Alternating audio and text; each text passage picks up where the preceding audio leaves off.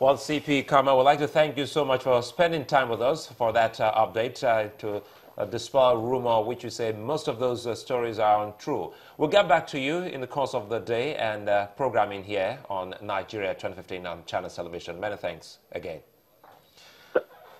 Now we're getting to see that some of the stories making the rounds according to the CP rivers are not true after all. Nobody's house has been set on fire, but couple of incidents that here and there, pockets of them in River State. This is one area that we all agreed with the NHRC that must be looked closely.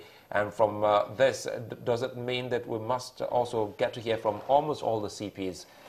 You said something about information dissemination, that the essence of talking and keep talking, reassuring people and letting them in on what exactly is happening in their locality is very key here, isn't it? I see it as very, very crucial, but something keeps, something keeps recurring.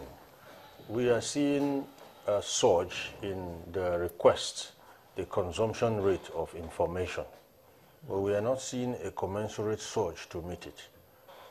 We are seeing a situation where the electorate and to some extent the media seems to be reaching out and even leaning out to law enforcement and other allied agencies to get informed, to bring us abreast with situations in our own party. When I say our own party, I see this election as one big party. The DJ has a role to play. The food vendor has a role to play. The florist has a role to play. The musician has a role to play. So we're reaching overly to the musician for music to dance with in our own party, and it's not going to work that way, because if we leave these lapses, the bad guys will exploit it. I told you, when there is a communication vacuum and there is no informed news sitting in where the vacuum is, then anything that enters there first becomes news. We should be able to see a situation going forward. I want to see a situation room where law enforcement agencies will bring as many as are interested media houses to have a desk there, so that as the CP or the IG is speaking, they are disseminating and everybody is on the same page.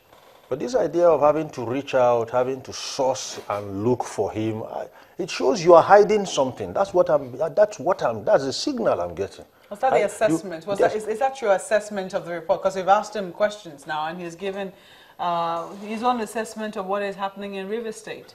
That's what I'm saying. You get the feeling that is hiding information? When you give assessment, even if you are talking from an authorized position, but you had to actually be wooed to give it, what are the chances that what you say will be carried by all? Do you understand what I'm saying? You should be coming out to say it before we even ask you for it. So if we had to come and ask you for it, what chances are there? What is the probability that you are even telling us as is? You know, someone might say that it could also be in the nature of security agencies not to heighten fear, for instance. If you're to listen to his report, it sounds, like it's let me help you there, Maupe. It sounds like he's trying not to raise an alarm about what is happening in River State. I have been privileged to work in an agency that handles classified information. But we abuse that thing when we seem to always hide everything under for security reasons. There is a need to know aspect of information dissemination. Need to know is simple. There are levels of information dissemination or retention. You have need to know, you have need to hold, and it goes on and on like that. Now, when certain things are asked, yes, you may not want to divulge information, but there are ways we go about answering you that still builds your confidence in us. Let me give you a typical example. You ask a question, you are told for security reasons, you can't be told.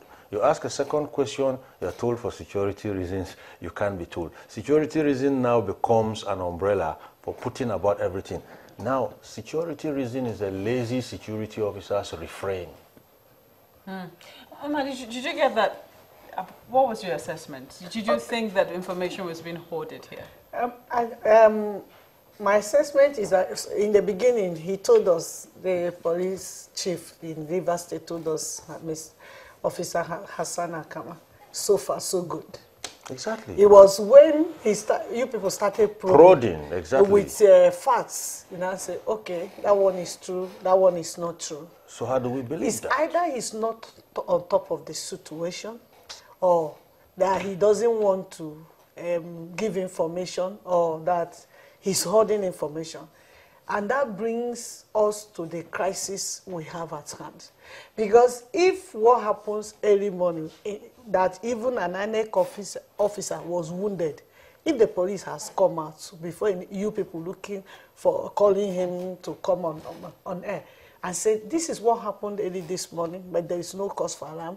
So people now will be listening, okay, when is the police commissioner coming to talk again? Looking forward to hear what he has to say. But now you are reaching out to him, asking him, he says so far so good.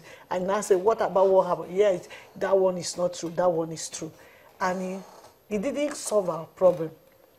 It keep us in more confused situation and mood. Yes. So we don't even know. But people send, thank God for technology online, and send things with pictures. And we have the pictures. And he's telling us that it didn't happen. So we have to believe the one with the pictures more than what he said. Maybe his man is not giving him accurate information. And what I think he should do is to send his men to investigate these things and get back to us. Well, I did say to him that we'll get back to him in the course of our program in here to find out what exactly is happening. I'll come back to you, Captain Umar Aliyu. Yes. Let's just take a moment now and we'll return shortly.